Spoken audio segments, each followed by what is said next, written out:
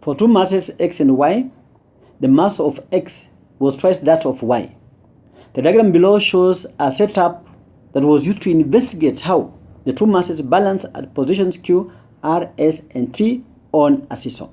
So we have points, you can see, we have point Q, R, S, and T balancing on a seesaw at the fulcrum. This point is the fulcrum, this one here is the point F, the fulcrum. Now, which of the following was a correct observation about the investigation? Position of x, that when x is at Q, that's 2 units, you can see.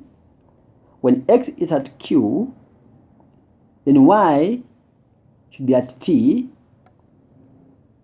then and P will move up. That's not correct. Now, we have been told already that x was twice that, the mass of x was twice that of y.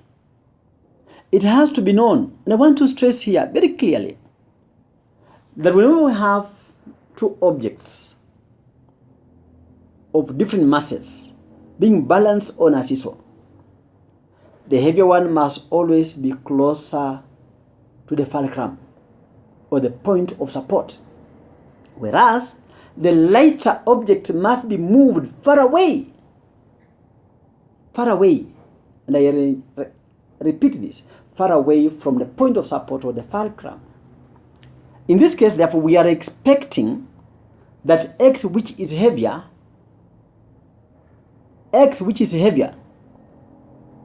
must be closer to the fulcrum for this beam, for this seesaw to be in equilibrium. Because the law of the lever has to be observed. The law of the lever must be observed. It has to be observed. Now, looking at our x at Q, that now we have our x here. That if the x is here, then the y should be at T, the same distance. Then we expect that and P moves down. That's correct. That's correct. That's correct. It's correct. In this particular case, that's going to be correct, because the two will not balance. B, that when we place now R, we place X at R.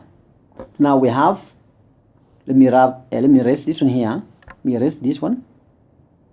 That now our X comes here. So the X is now at this point. If the X is at R and the Y at T, these two must balance. None of them must move either down or up. This one should balance. So this means choice B is not correct. I go to choice C, that when X is at Q, so when X is at this particular point Q, and that's, so let me again erase this one so we don't have confusion. So when X is now at that point once again at Q, and that Y is at S, so Y is here at S, Y at that point,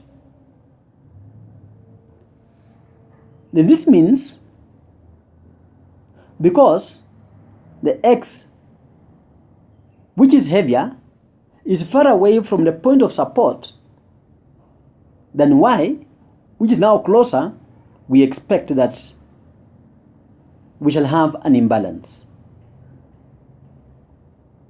The Y will be lifted, and therefore NV will go up. This one will go up, and NP will go down. We look at now what's happening. We are told that in C, the seesaw balances. This cannot happen. It cannot happen. How? We go to D. So before I explain the D, let me erase my writings here. So I will have to erase. So let me remove that one. Let me also remove this one already. You know where we have the fulcrum.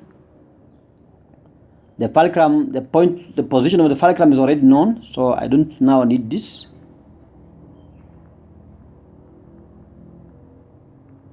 Yes. Now we are being told that when X is at R, so X is now here. Let me write my X at now R, and that Y is at S. So Y is at this point S. What do you notice? You notice in this case that both X and Y are at an equal distance away from the point of support. Because if from here to this point is the same unit, 1, 1, then that means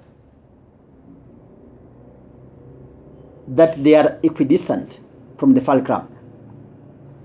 If the two objects are equidistant from the fulcrum, there can be no balancing.